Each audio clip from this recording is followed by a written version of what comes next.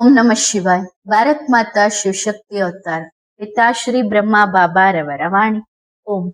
ಪಿತಾಶ್ರೀ ಶಿವ ತಂದೆಯ ನೆನಪಿದೆಯೇ? ಮುರಳಿಯ ದಿನಾಂಕ 11/8/2026. ಪ್ರಾತಃ class. Revise course 20/6/2020. ಓಂ ನಮಃ ಶಿವಾಯ. ಕರ್ಮಯೋಗಿ ಮಕ್ಕಳೇ, ಅತ್ಯಂತ ದೊಡ್ಡ ಕರ್ಮವೆಂದರೆ ಪ್ರತಿದಿನ ಮುರುಳಿ ಕೇಳುವುದು, ಓಂಕಾರ ಮಾಡುವುದು ಮತ್ತು ತಂದೆಯನ್ನು ನೆನಪು ಮಾಡುವುದು. ಇದು ಅತ್ಯಂತ ದೊಡ್ಡ ಮತ್ತು ಮೊದಲ ಕರ್ಮವಾಗಿದೆ. ಇದರ ಫಲವು ನಿಮಗೆ ಈ ಜನ್ಮದಲ್ಲಿ ಸಿಗುವುದರ ಜೊತೆಗೆ ಸತ್ಯಯುಗದಲ್ಲಿಯೂ ಸಿಗುತ್ತದೆ ಮತ್ತು 21 ಜನ್ಮಗಳವರೆಗೆ ಸಿಗುತ್ತಲೇ ಇರುತ್ತದೆ. ಓಂ ನಮಃ ಶಿವಾಯ್. ವಾ ಮಕ್ಕಳೇ, ಬನ್ನಿ ಬನ್ನಿ. ಇದೇನಿದು? ದಾಲ್ ರೋಟಿ. ಇದು ತಂದೆಯ ಭರವಸೆ. ದಾಲ್ ರೋಟಿಗಾಗಿ ಮಾತ್ರ. ಆದ್ದರಿಂದ ಇವತ್ತಿನ ನಂತರ ನೀವು ಚಿಂತೆ ಮಾಡಿದರೆ ತಂದೆ ಚಿಂತೆ ಮಾಡುವುದಿಲ್ಲ.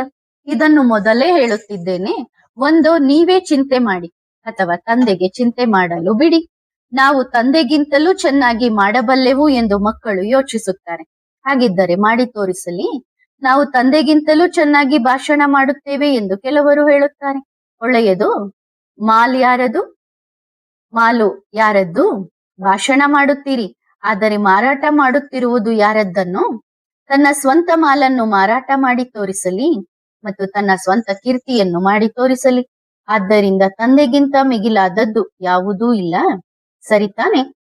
ಈಗ ಹೇಳಿ, ನಾನು ಬಾಬನವಳು, ಬಾಬಾ ನನ್ನವರು. ಮತ್ತು ಬಾಬಾ, ನಾನು ಸದಾ ನಿಮ್ಮ ಜೊತೆಗಿರುತ್ತೇನೆ. ಪಕ್ಕ ಜೊತೆಗಿರುತ್ತೀರಿ, ಸರಿ ತಾನೆ? ಮತ್ತು ಎಲ್ಲವೂ ಸರಿಯಾಗಿ ನಡೆಯುತ್ತಿದೆಯೇ? ಎಲ್ಲಿಗೆ ಕಳುಹಿಸುತ್ತಿದ್ದಾರೆ ಎಂದು ಏಕೆ ಯೋಚಿಸುತ್ತೀರಿ? ಇದು ಯೋಚಿಸುವ ಕೆಲಸ ನಿಮ್ಮದಲ್ಲ. ನೀವು ಯೋಚಿಸಬೇಡಿ. ನೀವು ಯೋಚಿಸಿದರೆ ಏನಾದರೂ ನಷ್ಟವಾಗಬಹುದು ಮತ್ತು ತಂದೆ ಯೋಚಿಸಿದರೆ ಎಲ್ಲಾ ನಷ್ಟದ ಜವಾಬ್ದಾರಿ ಯಾರದ್ದು? ತಂದೆಯದ್ದು. ತನ್ನ ಬುದ್ಧಿಯನ್ನು ಸಂಪೂರ್ಣವಾಗಿ ಸ್ವಚ್ಛವಾಗಿಟ್ಟುಕೊಳ್ಳಿ. ಅಷ್ಟೇ. ನಾನು ಮತ್ತು ನನ್ನ ಬಾಬಾ, ಮೂರನೆಯವರು ಯಾರೂ ಇಲ್ಲ. ನನ್ನ ಬಾಬಾ ಬಂದು ಬಿಟ್ಟರು. ಎಲ್ಲಾ ಮಕ್ಕಳಿಗೆ ಹೇಳುವುದು, ಯಾರ ಮನಸ್ಸಿನಲ್ಲಿಯಾದರೂ ಯಾವುದೇ ರೀತಿಯ ಸಂಕಲ್ಪಗಳು ಓಡುತ್ತಿದ್ದರೆ ಪತ್ರ ಬರೆಯಿರಿ. ಹಾಗೆ ನೋಡಿದರೆ ಬಾಬಾ ಪ್ರತಿಯೊಬ್ಬ ಮಗುವಿನ ಪ್ರಶ್ನೆಗೆ ಉತ್ತರ ಕೊಡುವುದಿಲ್ಲ. ಆದರೆ ಈಗ ಜ್ಞಾನವನ್ನು ಸಾರದಲ್ಲಿ ಅಡಗಿಸಬೇಕಿದೆ, ವಿಸ್ತಾರಕ್ಕೆ ಹೋಗಬಾರದು. ಸರಿ ತಾನೆ? ಮತ್ತು ಯಾರಾದರೂ ಏನಾದರೂ ಕೇಳಬೇಕಿದೆಯೇ? ಒಬ್ಬರು ಕೇಳಿದರು, ನೀವು ಅವ್ಯಕ್ತರಾದಾಗ ಕೊನೆಯ ಕ್ಲಾಸ್ನಲ್ಲಿ ನಿರಾಕಾರಿ, ನಿರ್ವಿಕಾರಿ, ನಿರಹಂಕಾರಿ ಎಂದು ಹೇಳಿದ್ದೀರಿ. ಈಗ ಪ್ರಶ್ನೆ ಎಂದರೆ, ನಿರ್ವಿಕಾರಿಯಲ್ಲಿ 5 ವಿಕಾರಗಳ ಮಾತು ಬಂದು ಬಿಟ್ಟಿತು. ಅಂದರೆ ಕಾಮ, ಕ್ರೋಧ, ಲೋಭ, ಮೋಹ, ಅಹಂಕಾರದಿಂದ ಮುಕ್ತಿ ಎಂದ ಮೇಲೆ ಮತ್ತೆ 3ನೇ ಪದ ನಿರಹಂಕಾರಿ ಏಕೆ? ಒಳ್ಳೆಯದು.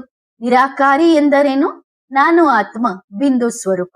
ನಿರ್ವಿಕಾರಿ ಎಂದರೆ ಯಾವುದೇ ವಿಕಾರಗಳಿಲ್ಲದಿರುವುದು ಮತ್ತು ನಿರಹಂಕಾರಿ ಎಂದರೆ ನೀವು ಇಡೀ ಜೀವನದಲ್ಲಿ ಎಷ್ಟು ಜ್ಞಾನವನ್ನು ಪಡೆದಿದ್ದೀರೋ, ಏನನ್ನು ಕಲಿಯುತ್ತಿದ್ದೀರೋ ಅದರ ಬಗ್ಗೆಯೂ ಅಭಿಮಾನವಿರಬಾರದು. ಅದು ನಿರಹಂಕಾರಿ. ನಿರ್ವಿಕಾರಿ ಬೇರೆ, ಅದರಲ್ಲಿ ಯಾವುದೇ ವಿಕಾರಗಳಿರುವುದಿಲ್ಲ. ಈ ಜ್ಞಾನದಲ್ಲಿ ನಮ್ಮೊಳಗೆ ಯಾವುದೇ ಕಾಮ, ಕ್ರೋಧ, ಲೋಭ, ಮೋಹ, ಅಹಂಕಾರವಿಲ್ಲ. ನಾವು ಸಂಪೂರ್ಣ ನಿರ್ವಿಕಾರಿಗಳು ಎಂದು ಹೇಳುತ್ತಾರಲ್ಲ, ಇದು ಕೂಡ ಒಂದು ಅಹಂಕಾರವೇ ಆಗಿದೆ. ಈ ಸೂಕ್ಷ್ಮ ಅಹಂಕಾರ ಜ್ಞಾನದ ಅಹಂಕಾರದಿಂದಲೂ ದೂರವಾಗಿ ಸಂಪೂರ್ಣ ನಿರ್ವಿಕಾರಿಯಾಗಬೇಕು. ಸ್ವಾಭಿಮಾನ ಬೇರೆ, ಆದರೆ ಸೂಕ್ಷ್ಮದಲ್ಲಿ ಬರುವ ಅಹಂಕಾರವೇ ಬೇರೆ. ಈಗ ಕೆಲವು ಮಕ್ಕಳು ಹೇಳುತ್ತಾರೆ, ಬಾಬಾ ನಮಗೆ ಯಾವುದೇ ಅಹಂಕಾರ ಬಾರದಿರಲಿ ಎಂದು. ಆದರೆ ನಿಧಾನವಾಗಿ ಸೂಕ್ಷ್ಮ ರೂಪದಲ್ಲಿ ಅದು ಬಂದು ಬಿಡುತ್ತದೆ. ನಿಮ್ಮಲ್ಲಿ ಈ ಕೊರತೆ ಇದೆ, ಇದನ್ನು ಸರಿಪಡಿಸಿಕೊಳ್ಳಿ ಎಂದು ಯಾರಾದರೂ ಹೇಳಿದರೆ ಆಗ ಏನು ಹೇಳುತ್ತಾರೆ? ಅರೆ, ನಾನು ಬಾಬನನ್ನು ಭೇಟಿಯಾಗಿ ಎಷ್ಟು ಸಮಯವಾಯಿತು, ನನಗೆ ಎಲ್ಲಾ ಜ್ಞಾನವಿದೆ, ನನಗೆಲ್ಲಾ ತಿಳಿದಿದೆ ಎಂದು. ಆಗ ಅದನ್ನು ಏನೆನ್ನಬೇಕು? ಇದು ಕೂಡ ಜ್ಞಾನದ ಅಭಿಮಾನವಾಗಿದೆ. ಈ ಅಭಿಮಾನದಿಂದಲೂ ಆಚೆ ಹೋಗಬೇಕು. 2ನೇ ಮಾತು, ನಿರ್ವಿಕಾರಿ ಈ ಸ್ಥೂಲ ಪ್ರಪಂಚದಿಂದ ಮತ್ತು ನಿರಹಂಕಾರಿ ಈ ಪ್ರಪಂಚದಿಂದಲೂ ಆಚೆ. ನಾವು ಈ ಶರೀರಕ್ಕೆ ಬಂದಾಗ, ಮಾತನಾಡಿದಾಗ ಈ ಶರೀರದ ಸೂಕ್ಷ್ಮ ಶರೀರದ ಸ್ಥೂಲ ಬಂಧನಗಳಿಂದಲೂ ಆಚೆ. ಯಾವುದು? ಒಂದು, ನಾನಾತ್ಮ, ಇನ್ನೇನೂ ಇಲ್ಲ.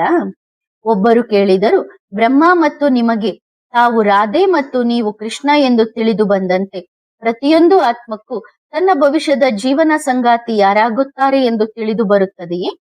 ಉತ್ತರ, ಅವಶ್ಯವಾಗಿ ತಿಳಿಯುತ್ತದೆ. ಆದರೆ ಪುರುಷಾರ್ಥದ ಅನುಸಾರ ಜೀವನ ಸಂಗಾತಿಯ ಬಗ್ಗೆ ಹೇಗೆ ತಿಳಿಯುತ್ತದೆ? ಈಗ ಉದಾಹರಣೆಗೆ, ಇವತ್ತಿನ ಸಮಯದಲ್ಲಿ ಜೋಡಿಗಳು ಹೇಗೆ ತಯಾರಾಗುತ್ತವೆ? ಯಾರೊಂದಿಗಾದರೂ ವಿವಾಹವಾದರೆ ಇಬ್ಬರ ಸಂಸ್ಕಾರಗಳು ಒಂದೇ ರೀತಿ ಇರಬೇಕೆಂದೇನಿಲ್ಲ. ಆದರೆ ಇಬ್ಬರ ಸಂಸ್ಕಾರಗಳನ್ನು ಹೊಂದಾಣಿಕೆ ಮಾಡಿ ವಿವಾಹ ಮಾಡಲು ಪ್ರಯತ್ನಿಸುತ್ತಾರೆ. ಆದರೆ ಸತ್ಯಯುಗದಲ್ಲಿ ಮಾಲೆ ಹೇಗೆ ತಯಾರಾಗುತ್ತದೆ? ಮಣಿಯು ಸರಿಯಾಗಿ ತನ್ನ ಜಾಗದಲ್ಲಿರುತ್ತದೆ. ಪುರುಷಾರ್ಥವು ಮುಂದೆ ಸಾಗಿದಂತೆ, ತೀವ್ರವಾದಂತೆ, ಯಾರ ಪುರುಷಾರ್ಥವು ಚೆನ್ನಾಗಿದೆಯೋ ಅವರಿಗೆ ತಮ್ಮ ಜೀವನ ಸಂಗಾತಿಯ ಬಗ್ಗೆಯೂ ತಿಳಿದು ಬರುತ್ತದೆ. ಇದು ನಿಮ್ಮ ಪುರುಷಾರ್ಥದ ಅನುಸಾರವೇ ಆಗಿದೆ. ನಿಮ್ಮ ಪುರುಷಾರ್ಥವು ಚೆನ್ನಾಗಿದ್ದರೆ, ನೀವು ತಂದೆಯನ್ನು ಬಹಳ ಪ್ರೀತಿಯಿಂದ ನೆನಪು ಮಾಡಿದ್ದರೆ, ನಿಮ್ಮ ಸ್ಥಿತಿ ಚೆನ್ನಾಗಿದ್ದರೆ, ಆಗ ಅದರಂತೆ ನಿಮ್ಮ ಜೀವನ ಸಂಗಾತಿ ಸಿಗುತ್ತಾರೆ. ಆದರೆ ಅದು ಮೊದಲೇ ತಿಳಿದು ಬರುವುದಿಲ್ಲ. ಏಕೆಂದರೆ ಮೊದಲೇ ತಿಳಿದು ಬಂದರೆ ಮನಸ್ಸಿನಲ್ಲಿ ಮತ್ತೆ ವಿಕಾರಗಳು ಬರಲು ಪ್ರಾರಂಭವಾಗುತ್ತವೆ. ಆದ್ದರಿಂದ ಈ ಸ್ಥಿತಿಯೂ ಕೂಡ ಅಂತಿಮ ಸಮಯದ್ದಾಗಿರುತ್ತದೆ. ಬಾಬಾ ಕೂಡ ಎಲ್ಲರಿಗೂ ತಮ್ಮ ಜೀವನ ಸಂಗಾತಿಯ ಬಗ್ಗೆ ತಿಳಿಯುವ ಶಕ್ತಿಯನ್ನು ನೀಡುವುದಿಲ್ಲ.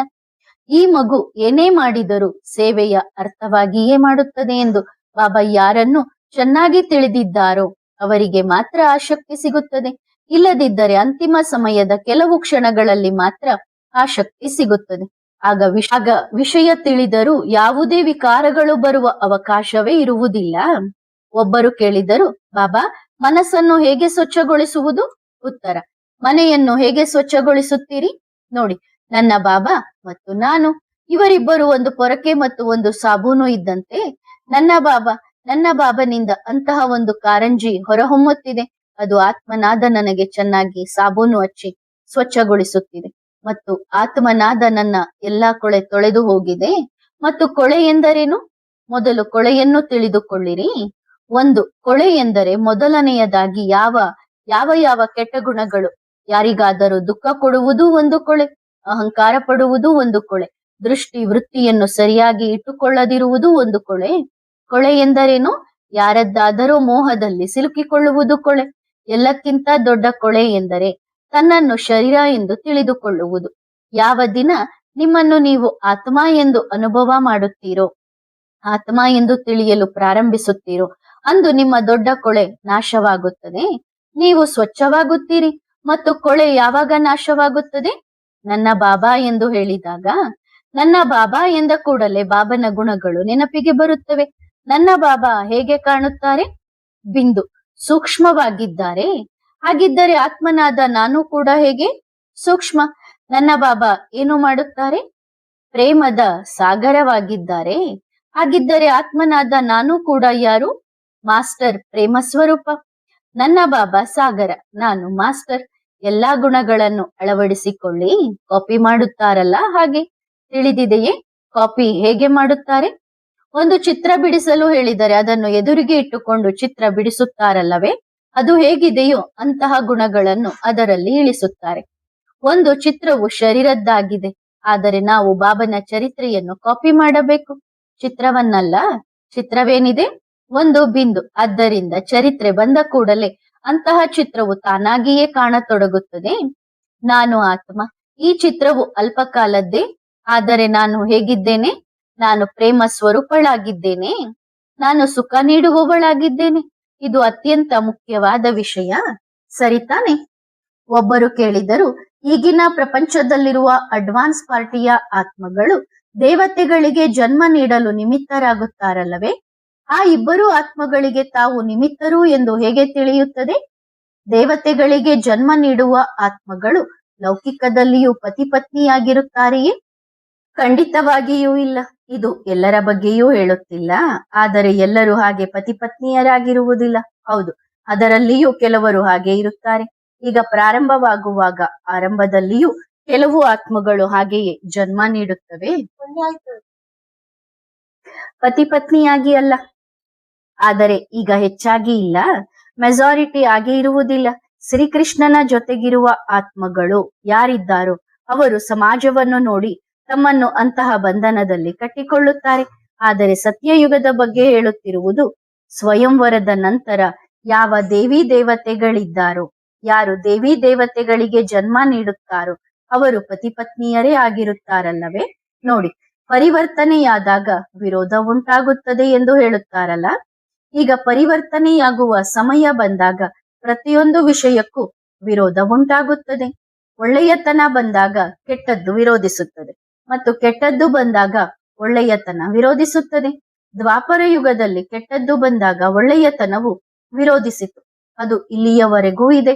ಆದರೆ ಒಳ್ಳೆಯತನ ಬರಲಿರುವಾಗ ಕೆಟ್ಟದ್ದು ವಿರೋಧಿಸುತ್ತದೆ. ರಾಮ ರಾವಣ ಇಲ್ಲೇ ಇರುತ್ತಾರೆ, ಹೊರಗೆಲ್ಲೂ ಇರುವುದಿಲ್ಲ. ಒಬ್ಬರಿಗೊಬ್ಬರು ವಿರುದ್ಧವಾಗಿರುತ್ತಾರೆ ಮತ್ತು ಇಬ್ಬರು ತಂದೆಯ ಮಕ್ಕಳೇ ಆಗಿರುತ್ತಾರೆ. ಆಶ್ಚರ್ಯದ ವಿಷಯವೆಂದರೆ ಇದು ರಾವಣನೂ ಕೂಡ ಶಿವನ ಭಕ್ತಿಯನ್ನು ಮಾಡಿದನು ಎಂದು ಹೇಳುತ್ತಾರೆ. ಆದ್ದರಿಂದಲೇ ಬಾಬಾ ಹೇಳುತ್ತಾರೆ, ಮಾಯೆ ನನ್ನ ಮಗಳು, ಪ್ರೀತಿಯ ಮಗಳು ಎಂದು. ಏಕೆಂದರೆ ಅವಳು ನನಗೆ ವಜ್ರಗಳನ್ನು ಕೆತ್ತಿಕೊಡುತ್ತಾಳೆ. ಸರಿತಾನೆ ಮಕ್ಕಳೇ? ಇವತ್ತಿನ ಸಮಯದಲ್ಲಿಯೂ ಮಕ್ಕಳಲ್ಲಿ ತಂದೆ ತಾಯಿಯ ಗುಣ, ಸಂಸ್ಕಾರಗಳು ಮತ್ತು ಅಭ್ಯಾಸಗಳು ಎರಡೂ ಇರುತ್ತವೆಯಲ್ಲವೇ? ಹಾಗೆಯೇ ದೇವತೆಗಳು ಜನ್ಮ ಪಡೆದಾಗ ಅವರಲ್ಲಿಯೂ ಅವರ ತಂದೆ ತಾಯಿಯ ಶಕ್ತಿಗಳು, ಸಂಸ್ಕಾರಗಳು, ಗುಣಗಳ ಮಹತ್ವವಿರುವುದಿಲ್ಲವೇ? ಮತ್ತು ಯಾವ ದೇವಾತ್ಮ ಜನ್ಮ ಪಡೆಯುತ್ತದೆಯೋ ಅದರ ಸ್ವಂತ ಪುರುಷಾರ್ಥ ಮತ್ತು ಜಮಾದ ಪರ್ಸೆಂಟೇಜಿನ ಅನುಸಾರ ಆ ದೇವತೆಯ ಗುಣ, ಸಂಸ್ಕಾರ, ಶಕ್ತಿಗಳು ಇರುತ್ತವೆ ಅಲ್ಲವೇ? ಆದ್ದರಿಂದ ಅದರಲ್ಲಿ ಎರಡೂ ಇರುತ್ತವೆ. ನೋಡಿ, ಸಂಸ್ಕಾರಗಳೆಂದರೇನು? ಒಂದು ಆತ್ಮದ ಸ್ವಂತ ಒರಿಜಿನಲ್ ಸಂಸ್ಕಾರಗಳು, ಎರಡನೆಯದು ತಂದೆ ತಾಯಿಯ ಸಂಸ್ಕಾರಗಳು, ಮೂರನೆಯದು ಸಂಘದೋಷದ ಸಂಸ್ಕಾರಗಳು. ನೋಡಿ, ಆತ್ಮದ ಸ್ವಂತ ಪುರುಷಾರ್ಥದ ಅನುಸಾರ ಎರಡೂ ಬಂದು ಬಿಡುತ್ತವೆ. ನೀವು ಯೋಚಿಸಿ, ದೇವಿ ದೇವತೆಗಳ ಮನೆಯಲ್ಲಿ ಜನ್ಮ ಪಡೆಯುವವರು ಯಾರಾದರೂ ಸಾಧಾರಣ ಆತ್ಮಗಳಾಗಿರುತ್ತಾರೆಯೇ? ಅವರ ಪುರುಷಾರ್ಥವೂ ಕೂಡ ಆ ಮನೆಯಲ್ಲಿ ಜನ್ಮ ಪಡೆಯುವಷ್ಟು ಇರುತ್ತದೆ. ಮತ್ತು ಅವರು ಜನ್ಮ ಪಡೆದಾಗ ದೇವಿ ದೇವತೆಗಳಾದ ಮೇಲೆ ಅವರ ಮಕ್ಕಳು ಹೇಗಿರುತ್ತಾರೆ? ಹಾಗೆಯೇ ಇರುತ್ತಾರಲ್ಲವೇ? ಎಲ್ಲವೂ ಒಂದು ಸರಪಳಿಯಂತೆ ಜೋಡಿಸಲ್ಪಟ್ಟಿರುತ್ತದೆ ಮತ್ತು ಒಂದು ಸಂಪೂರ್ಣ ಹಾರ ತಯಾರಾಗುತ್ತದೆ. ಒಂದೊಂದು ದಾರವು ಜೋಡಿಸಲ್ಪಟ್ಟಾಗ ಒಂದು ಮಾಲೆ ತಯಾರಾಗುತ್ತದೆ. ಒಂದೊಂದು ಪಾಯಿಂಟ್ ಜೋಡಿಸಲ್ಪಟ್ಟಾಗ ಮಾತ್ರ ಒಂದು ಕೊರಳ ಹಾರ ತಯಾರಾಗುತ್ತದೆ. ಆದ್ದರಿಂದ ಈ ಸರಪಳಿ ಜೋಡಿಸಲ್ಪಟ್ಟಿದೆ, ಸರಿತಾನೆ? ಒಳ್ಳೆಯದು. ಇಂದು ಎಲ್ಲಾ ಮಕ್ಕಳಿಗೆ ವಿಶೇಷವಾಗಿ ಬಾಪ್ದಾದಾರವರ ಮಧುರಾತಿ ಮಧುರ ನೆನಪು ಪ್ರೀತಿಗಳು. ಭೇಟಿಯಾಗುತ್ತಲೇ ಇರುತ್ತೇವೆ, ಬರುತ್ತಲೇ ಇರುತ್ತೇವೆ. ಎಲ್ಲಿಯವರೆಗೆ ಸಂಗಮ ಯುಗವಿದೆಯೋ ಅಲ್ಲಿಯವರೆಗೆ ಮಿಲನವನ್ನು ಆಚರಿಸುತ್ತಲೇ ಇರುತ್ತೇವೆ. ಆದರೆ ಪುರುಷಾರ್ಥ ಈಗಲೇ, ಪರಿವರ್ತನೆಯೂ ಈಗಲೇ. ತನ್ನ ಮನಸ್ಸು ಸ್ವಚ್ಛ, ಸಂಸ್ಕಾರಗಳು ಚೆನ್ನಾಗಿರಲಿ. ಮುರುಳಿ ಓಂ. ಮತ್ತು ಕುಳಿತುಕೊಂಡು ವಿಚಾರ ಸಾಗರ ಮಂಥನ ಮಾಡಿ, ನನಗೆ ಏನು ಸಿಕ್ಕಿದೆ, ಪ್ರಾಪ್ತಿ ಏನಾಗಿದೆ, ಮತ್ತು ತಂದೆಯ ಜೊತೆಗಿದ್ದಾರೆ ಹೀರೋ ಆಗುತ್ತೀರಿ, ವಜ್ರವಾಗಿದ್ದೀರಿ. ಸರಿತಾನೆ ಮಕ್ಕಳೇ? ಸಮಯದ ಅನುಸಾರ ಎಲ್ಲವೂ ಒಳ್ಳೆಯದೇ ಆಗುತ್ತದೆ. ಡ್ರಾಮಾದಲ್ಲಿ ಏನಿದೆಯೋ ಅದೇ ಆಗುತ್ತದೆ, ಸರಿತಾನೆ? ತಂದೆಗೆ ಏನು ಬೇಕು? ನಮ್ಮಲ್ಲಿ ಇಷ್ಟೊಂದು ಚಿನ್ನವಿದೆ ಬಾಬಾ, ಇದನ್ನು ಇಟ್ಟುಕೊಳ್ಳಿ ಎಂದು ಹೇಳುವವರು ಬರಲಿದ್ದಾರೆ. ಆಗ ಬಾಬಾ ಹೇಳುತ್ತಾರೆ, ನಿಮ್ಮ ಚಿನ್ನ ಆಭರಣಗಳನ್ನು ಏಕೆ ಇಟ್ಟುಕೊಳ್ಳಲಿ? ಇದರ ರಿಟರ್ನ್ ಎಷ್ಟು ಕೊಡಬೇಕಾಗುತ್ತದೆ ಎಂದು ತಿಳಿದಿದೆಯೇ? ಬಾಬನ ಜೊತೆ ಮಾತನಾಡಿ ಮತ್ತು ನೀವು ಯಾವ ಸಂಕಲ್ಪ ಮಾಡಿದ್ದೀರೋ ಅದು ಡ್ರಾಮಾದಲ್ಲಿ ಇದ್ದರೆ ಆಗುತ್ತದೆ, ಮತ್ತು ಡ್ರಾಮಾದಲ್ಲಿ ಇಲ್ಲದಿದ್ದರೆ ಖಂಡಿತವಾಗಿಯೂ ಆಗುವುದಿಲ್ಲ. ಅಂತಹ ಅನೇಕ ಮಕ್ಕಳು ಬರಲಿದ್ದಾರೆ. ಬಾಬಾ, ಇಷ್ಟೊಂದು ಜಮೀನು ಇದೆ, ಇಟ್ಟುಕೊಳ್ಳಿ, ನಮಗೇನು ಕೆಲಸ ಎಂದು ಇಟ್ಟುಕೊಳ್ಳಲಿ. ಆಗ ಬಾಬಾ ಕೂಡ ಏನು ಮಾಡುತ್ತಾರೆ? ಇಟ್ಟುಕೊಂಡು ನಾನೇನು ಮಾಡಬೇಕಿದೆ, ಬೇಡ, ಸರಿತಾನೆ? ಆದ್ದರಿಂದ ಅಂತಹ ಮಕ್ಕಳು ಬರಲಿದ್ದಾರೆ. ತನ್ನನ್ನು ತಾನು ಸಂಭಾಳಿಸಿಕೊಳ್ಳಬೇಕು. ಏಕೆಂದರೆ ಈಗ ಮಾಯೆಯು ಹಣದ ರೂಪದಲ್ಲಿಯೂ ಬರುತ್ತದೆ. ಬಾಬಾ ಈ ವಿಷಯದಲ್ಲಿಯೇ ಪರೀಕ್ಷೆ ತೆಗೆದುಕೊಳ್ಳುತ್ತಾರೆ. ಎಲ್ಲಾ ಮಕ್ಕಳು ಗಮನವಿಡಿ. ಈ ಹೊಟ್ಟೆಗೆ 2 ರೊಟ್ಟಿ ಬೇಕು ಅಷ್ಟೇ. ಆದರೆ ಕರ್ಮ ಮಾಡಬಾರದು ಎಂದಲ್ಲ. ಕರ್ಮದಿಂದ ಎಂದಿಗೂ ಹಿಂದೆ ಸರಿಯಬಾರದು. ಕರ್ಮವಿದ್ದರೆ ಫಲವಿದೆ ಮತ್ತು ಫಲವಿದ್ದರೆ ಕರ್ಮವಿದೆ. ಕರ್ಮವಿಲ್ಲದೆ ಯಾವುದೇ ಫಲವಿಲ್ಲ. ನಿಮ್ಮ ಕರ್ಮವು ಸರ್ವಶ್ರೇಷ್ಠವಾಗಿದ್ದರೆ ಫಲವೂ ಕೂಡ ಅಷ್ಟೇ ಸರ್ವಶ್ರೇಷ್ಠವಾಗಿರುತ್ತದೆ. ಆದರೆ ಆಸೆ ಬಹಳ ಕೆಟ್ಟದ್ದು, ಸರಿತಾನೆ ಮಕ್ಕಳೇ? ಬಾಬನಿಗೆ ಹೀರೋ ಬೇಕಲ್ಲವೇ? ಮತ್ತು ವಜ್ರಗಳು ಬೇಕು, ಸತ್ಯವಾದ ವಜ್ರಗಳು. ಸುಳ್ಳು ವಜ್ರಗಳು ಬರುವ ಸಮಯದಲ್ಲಿ ಹೇಗೆ ಚದುರಿ ಹೋಗುತ್ತವೆ ನೋಡಿ. ಸತ್ಯವಾದ ವಜ್ರವು ಎಷ್ಟು ಕೋಟಿಯದ್ದಾಗಿರುತ್ತದೆ. 2 ಕೋಟಿ, 4 ಕೋಟಿ, 10 ಕೋಟಿ, ಮೊದಲು ಲಕ್ಷದ್ದಾಗಿರುತ್ತಿತ್ತು, ಸಾವಿರದ್ದಾಗಿರುತ್ತಿತ್ತು. ನಮ್ಮ ದೃಷ್ಟಿಯಲ್ಲಿ ಇವು ವಜ್ರಗಳಲ್ಲ, ಇವು ಕಲ್ಲುಗಳು. ಕಲ್ಲುಗಳನ್ನು ಏನು ಮಾಡುವುದು?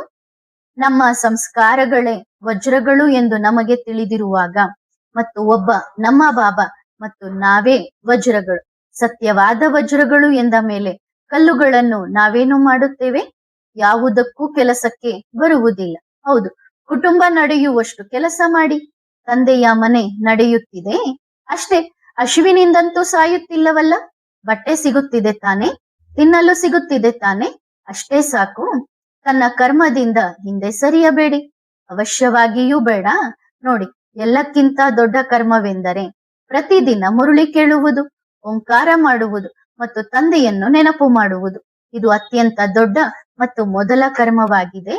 ಇದರ ಫಲವು ನಿಮಗೆ ಈ ಜನ್ಮದಲ್ಲಿ ಸಿಗುವುದರ ಜೊತೆಗೆ ಸತ್ಯಯುಗದಲ್ಲಿಯೂ ಸಿಗುತ್ತದೆ ಮತ್ತು 21 ಜನ್ಮಗಳವರೆಗೆ ಸಿಗುತ್ತದೆ.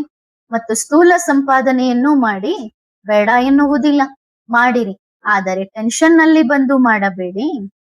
ಅರೆ, ನಮ್ಮ ಆ ಸಮಯದಲ್ಲಿ ಮನೆಯಲ್ಲಿ ಮುಂದಿನ ಹೊತ್ತಿನ ಊಟವಿರಲಿಲ್ಲ, ಆದರೂ ನಮಗೆ ಯಾವುದೇ ಟೆನ್ಷನ್ ಇರಲಿಲ್ಲ. ಅಂದ್ರೆ ಯಜ್ಞದ ಆದಿಯಲ್ಲಿ ಪೆಗ್ಗರಿ ಪಾರ್ಟ್ ಬಂದಾಗ, ಅಣ್ಣ ಬಾಬಾ 300 ಮಕ್ಕಳು ಹೇಗೆ ಊಟ ಮಾಡುತ್ತಾರೆ? ಇಲ್ಲ, ಮಕ್ಕಳು ಯಾರದ್ದು? ನಾನು ಯಾರವನು? ಹಾಗಿದ್ದರೆ ಚಿಂತೆ ಯಾರದ್ದು? ನಾನೇಕೆ ಚಿಂತೆ ಮಾಡಲಿ? ನಾನಂತೂ ನಿಶ್ಚಿಂತ ಆಗಿದ್ದೇನೆ. ಮಕ್ಕಳು ತಂದೆಯವರು, ತಂದೆ ಊಟ ಮಾಡಿಸಲಿ ಅಥವಾ ಹಸಿವಿನಿಂದ ಇಡಲಿ, ನಾನೇಕೆ ಟೆನ್ಷನ್ ಮಾಡಿಕೊಳ್ಳಲಿ? ನನ್ನದು ಎನ್ನುವುದು ಏನೂ ಇಲ್ಲದಿರುವಾಗ ನಾನೇಕೆ ಚಿಂತೆ ಮಾಡಲಿ? ಎಲ್ಲವೂ ಅವನದ್ದೇ ಆಗಿದೆ, ಅವನೇ ತೆಗೆದುಕೊಂಡಿದ್ದಾನೆ. ಆಗ ಆ ಸಮಯದಲ್ಲಿ ಊಟವಿಲ್ಲದಿದ್ದರೂ ನಿಶ್ಚಿಂತ ಆಗಿದ್ದೆವು. ಈ ಸಮಯದಲ್ಲಿ ಮನೆಯಲ್ಲಿ ಪೂರ್ತಿ 2 ತಿಂಗಳ ಊಟವಿದ್ದರೂ ಟೆನ್ಷನ್ ಎಲ್ಲಕ್ಕಿಂತ ಹೆಚ್ಚಾಗಿರುತ್ತದೆ. ಆದರೂ ಟೆನ್ಷನ್. 2 ತಿಂಗಳ ಊಟ ಇಟ್ಟಿದ್ದಾರೆ, 6 ತಿಂಗಳದ್ದು ರೇಷನ್ ಇದೆ, 10 ತಿಂಗಳಿಗಾಗುವಷ್ಟು ಇದ್ದರೂ ಟೆನ್ಷನ್. ಹಾಗಿದ್ದರೆ ಇದು ತಂದೆಯ ಮೇಲಿನ ನಿಶ್ಚಯದ ಗುರುತೆ? ಉಳಿದವರನ್ನು ಬಿಡಿ, ಅಜ್ಞಾನಿಗಳು ಮಾಡುತ್ತಾರೆ, ಏಕೆಂದರೆ ಅವರು ಅಜ್ಞಾನಿಗಳು, ಅವರಿಗೆ ಜ್ಞಾನವಿಲ್ಲ. ಆದರೆ ಯಾರು ತಂದೆಯ ಮಕ್ಕಳೋ, ಯಾರು ನಾವು ಪಕ್ಕಾ ಎಂದು ಹೇಳುತ್ತಾರೋ, ಇದು ಯಾವ ರೀತಿಯ ನಿಶ್ಚಯ? ತಂದೆಯನ್ನು ಬಿಟ್ಟು ಹೊರಗೆ ಅಲೆಯುವುದು. ಯಾರಿಗೆ ತಂದೆಯ ಮೇಲೆ ನಿಶ್ಚಯವಿಲ್ಲವೋ ಅವರಿಗೆ ತಮ್ಮ ಮೇಲೆಯೂ ನಿಶ್ಚಯವಿಲ್ಲ. ಆದ್ದರಿಂದ ಬಿಟ್ಟು ಬಿಡಿ. ನಾವು ಸಮರ್ಪಿತರು ಎಂದು ಏಕೆ ಹೇಳುತ್ತೀರಿ? ಏನೂ ಇಲ್ಲ, ನನ್ನ ಬಾಬಾ ಎಲ್ಲವನ್ನೂ ಸರಿಪಡಿಸುತ್ತಾರೆ ಎಂಬ ವಿಶ್ವಾಸ ತಂದೆಯ ಮೇಲಿಲ್ಲ. ಅದಕ್ಕಾಗಿಯೇ ಬಾಬಾ ಹೇಳುತ್ತಾರೆ, ದಾಲ್ ರೋಟಿ ಅವರಿಗೆ ಮಾತ್ರ ಕೊಡುತ್ತೇನೆ. ಯಾರು ಸತ್ಯವಾದ ಹೃದಯದವರು, ಯಾರು ದೊಡ್ಡ ಹೃದಯದವರಾಗಿದ್ದಾರೋ ಅವರಿಗೆ ಮಾತ್ರ. ಮತ್ತು ಎಲ್ಲಕ್ಕಿಂತ ದೊಡ್ಡ ಮಾತು ದೃಢ ಸಂಕಲ್ಪ, ನಿಶ್ಚಯ ಬುದ್ಧಿ ಏನೆಂದರೆ, ನನ್ನ ಬಾಬಾ ನನ್ನನ್ನು ನೋಡಿಕೊಳ್ಳುತ್ತಾರೆ, ನನ್ನ ಬಾಬಾ ನನ್ನನ್ನು ಹಸಿವಿನಿಂದ ಸಾಯಲು ಬಿಡುವುದಿಲ್ಲ. ಹಾಗೆಂದು ಆರಾಮಾಗಿ ಮಲಗಿದ್ದರೆ ಬಾಬಾ ದಾಲ್ ರೊಟ್ಟಿ ಕೊಡುವುದಿಲ್ಲ, ಕರ್ಮ ಮಾಡಬೇಕು. ಅದೃಷ್ಟವೆಂದರೇನು ಎಂದು ಹೇಳುತ್ತಾರಲ್ಲ, ನೀವು ಕರ್ಮ ಮಾಡುತ್ತಿದ್ದರೆ ಅದೃಷ್ಟವು ಓಡಿ ಓಡಿ ಬರುತ್ತದೆ. ಕರ್ಮದಿಂದ ಸ್ವಲ್ಪ ಹಿಂದೆ ಸರಿದರೂ ಇಲ್ಲಿಗೆ ಬರಲಿರುವ ಅದೃಷ್ಟವು ಹೊರಗೆ ಓಡಿ ಹೋಗುತ್ತದೆ. ಇವನು ಸೋಮಾರಿ, ಹುಡುಗಾಟಿಕೆಯಲ್ಲಿದ್ದವನು, ಅಜಾಗರೂಕತೆಯಲ್ಲಿದ್ದಾನೆ, ಇವನಿಂದ ನಾನು ದೂರ ಹೋಗುತ್ತೇನೆ ಎಂದು ಹೇಳುತ್ತದೆ. ಈ ಸೃಷ್ಟಿಗೆ ಬಂದಿದ್ದೇಕೆ? ಕರ್ಮ ಮಾಡಲು. ಈ ಶರೀರಕ್ಕೆ ಬಂದಿದ್ದೇಕೆ? ಕರ್ಮ ಮಾಡಲು. ದೃಢ ನಿಶ್ಚಯ, ನನ್ನ ಬಾಬಾ ನನ್ನನ್ನು ನೋಡಿಕೊಳ್ಳುತ್ತಾರೆ. ಎರಡನೆಯದು ಕರ್ಮ. ಕೆಲವು ಮಕ್ಕಳು ಹೇಳುತ್ತಾರೆ, ನಾವು ಬಾಬನವರಾದಾಗಿನಿಂದ ನಾವು ಸಂಪೂರ್ಣ ಲೂಟಿಯಾಗಿ ಹೋಗಿದ್ದೇವೆ ಎಂದು. ಕೆಲವು ಮಕ್ಕಳ ದೂರು ಕೂಡ ಬರುತ್ತದೆ, ಏಕೆಂದರೆ ನಿಮಗೆ ತಂದೆಯ ಮೇಲೆ ನಿಶ್ಚಯವೇ ಇಲ್ಲ, ಎಂದಿಗೂ ತನ್ನ ಬುದ್ಧಿಯನ್ನು ಬಳಸಲೇ ಇಲ್ಲ. ಕೆಲವು ಮಕ್ಕಳು ಹೇಳುತ್ತಾರೆ, ಬಾಬಾ ನಾವು ಕೇವಲ ನಿಮ್ಮವರು, ಈ ತನುವು ನಿಮ್ಮದು, ಮನವೂ ನಿಮ್ಮದು, ಧನವೂ ನಿಮ್ಮದು. ಆಗ ಬಾಬಾ ಹೇಳುತ್ತಾರೆ, ಬಾಬನವರಾದ ಮೇಲೆ ಲೂಟಿಯಾದೆವು ಎಂದರೆ ಅದು ಕೇವಲ ಹೆಸರಿಗೆ ಮಾತ್ರ ತನುವಾಗಿತ್ತು. ಅದಕ್ಕಾಗಿಯೇ ಬಾಬಾ ಹೇಳುತ್ತಾರೆ, ಮಕ್ಕಳೇ ನಿಶ್ಚಯ ಬುದ್ಧಿ, ನನ್ನ ಬಾಬಾ ಒಬ್ಬರೇ ಅಷ್ಟೇ. ಆ ಸಮಯದ ಮಾತಿದೆ. ಕೆಲವರು ಹೇಳುತ್ತಿದ್ದರು, ಬಾಬಾ ಈ ಹಣ ನಿಮ್ಮದು ಎಂದು. ಹೌದು, ಬಾಬಾ ಕೂಡ ಹೇಳುತ್ತಾರೆ, ಇದು ತಂದೆಯದ್ದು. ಇದರಲ್ಲಿ ಬೇಕಿದ್ದರೆ ಗೀತಾ ಪಾಠಶಾಲೆ ತೆರೆಯಿರಿ, ಅನ್ಯರಿಗೆ ಜ್ಞಾನ ತಿಳಿಸಿ, ಇದರಿಂದ ಜನರ ಕಲ್ಯಾಣವಾಗುತ್ತದೆ. ಎಲ್ಲವನ್ನೂ ಇಲ್ಲಿಯೇ ಕೊಟ್ಟು ಹೋಗಿ ಎಂದಲ್ಲ, ತನ್ನ ಎಲ್ಲಾ ಹಣವನ್ನು ತೆಗೆದುಕೊಂಡು ಬನ್ನಿ, ಮತ್ತು ಇಲ್ಲಿ ಕೊಡಿ ಎಂದು ತಂದೆ ಎಂದಿಗೂ ಯಾರಿಗೂ ಡೈರೆಕ್ಷನ್ ಕೊಟ್ಟಿಲ್ಲ. ಬಾಬಾ ಹೇಳುತ್ತಾರೆ, ನೀವು ಒಂದು ಪಾಲನ್ನು ಇಟ್ಟುಕೊಳ್ಳಿ, ತನ್ನ ಶರೀರ ನಿರ್ವಹಣೆಗಾಗಿ ಕರ್ಮ ಮಾಡಿ, ಮಕ್ಕಳಿಗೆ ಊಟ ಮಾಡಿಸಿ. ಅರೆ, ಎಲ್ಲವನ್ನೂ ಇಲ್ಲಿಯೇ ಇಟ್ಟು ಹೋದರೆ ಅಲ್ಲಿ ನಿಮ್ಮ ಮಕ್ಕಳಿಗೆ ಏನು ಊಟ ಮಾಡಿಸುತ್ತೀರಿ? ಮಕ್ಕಳು ಹೇಳುತ್ತಾರೆ, ಬಾಬಾ ನಾವು ಇಲ್ಲೇ ಇರುತ್ತೇವೆ ಎಂದು. ಒಂದು ವೇಳೆ ಇದ್ದರೆ ಆಗ ಬುದ್ಧಿ ಎಲ್ಲ ಹಣದ ಮೇಲೆಯೇ ಇರುತ್ತದೆ, ಇದನ್ನು ನಾನೇ ಕೊಟ್ಟಿದ್ದು ಎಂದು. ಬೇಕಿದ್ದರೆ ಸ್ವಲ್ಪ ಬಾಬನಿಗೆ ಸೇವೆ ಮಾಡಿ, 1% ಮಾಡಿ, ಆದರೆ ಸಮರ್ಪಣಾ ಭಾವದಿಂದ ಮಾಡಿ, ಮರೆತು ಬಿಡಿ. ಅಂದ್ರೆ ನೀವೇನ್ ಹಣದ ಸಹಯೋಗ ಕೊಡ್ತೀರಿ, ಕೊಟ್ಟ ಮೇಲೆ ಮರೆತು ಬಿಡ್ರಿ, ಏನು ಮಾಡಿದ್ದೇವೆ ಎಂದು. ಸರಿತಾನೆ? ಹೌದು.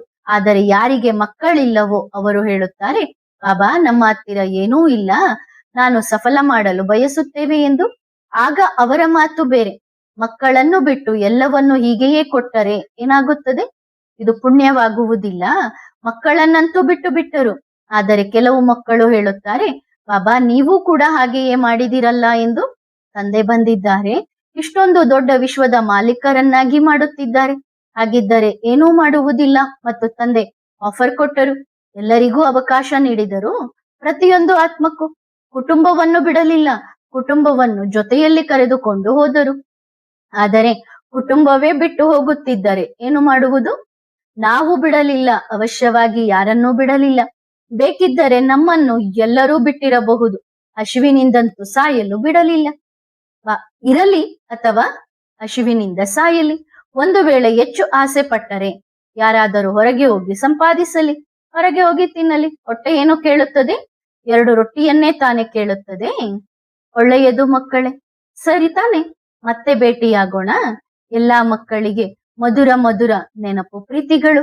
ಮತ್ತೆ ಭೇಟಿಯಾಗೋಣ, ಭೇಟಿಯಾಗುತ್ತಲೇ ಇರುತ್ತೇವೆ. ಸಂಗಮ ಯುಗವಿದೆ ಮತ್ತು ಬರುವ ಸಮಯದ ಬಗ್ಗೆಯೂ ವಿಶೇಷ ಅಟೆನ್ಷನ್. ನಿಶ್ಚಯ ಬುದ್ಧಿ. ನನ್ನ ಬಾಬಾ ಕುಳಿತಿದ್ದಾರೆ ಅಷ್ಟೇ. ಓಂ. ಆತ್ಮಿಕ ಮಕ್ಕಳು ಆತ್ಮಿಕ ಮಾತ್ ಪಿತಾ ಬಾಪ್ ತಾದಾರವರಿಗೆ ಮಾಡುವ ನೆನಪು ಪ್ರೀತಿ ಮತ್ತು ನಮಸ್ತೆ. ಧನ್ಯವಾದ ಬಾಬಾ, ಶುಕ್ರಿಯಾ. ವರದಾನ: ಬೇಹದ್ದಿನ ವೈರಾಗಿಗಳಾಗಿರಿ. ಡ್ರಾಮಾದ ಅನುಸಾರ ಕಲಿಯುಗದ ಪ್ರಪಂಚದ ದುಃಖ ಮತ್ತು ಅಶಾಂತಿಯ ದೃಶ್ಯವನ್ನು ನೋಡಿ ಬೇಹದ್ದಿನ ವೈರಾಗಿಗಳಾಗುತ್ತಾ ಹೋಗುವಿರಿ. ಏನೇ ಆದರೂ ಸದಾ ನಿಮ್ಮದು ಆರುವ ಕಲೆಯಾಗಿರಲಿ. ಪ್ರಪಂಚಕ್ಕೆ ಹಾಹಾಕಾರವಾದರೆ ನಮಗೆ ಜೈ ಜೈಕಾರವಾಗಿದೆ. ಯಾವುದೇ ಪರಿಸ್ಥಿತಿಯಲ್ಲಿ ಗಾಬರಿಯಾಗಬೇಡಿ, ನಮಗಾಗಿ ಸಿದ್ಧತೆ ನಡೆಯುತ್ತಿದೆ. ಸಾಕ್ಷಿಯಾಗಿ ಎಲ್ಲಾ ರೀತಿಯ ಆಟವನ್ನು ನೋಡಿ ನೆನಪಿನ ಬಟ್ಟಿಯಲ್ಲಿ ಇದ್ದರೆ ಸದಾ ಸುರಕ್ಷಿತವಾಗಿರುವಿರಿ. ಒಳ್ಳೆಯದು. ಓಂ ನಮಃ ಶಿವಾಯ.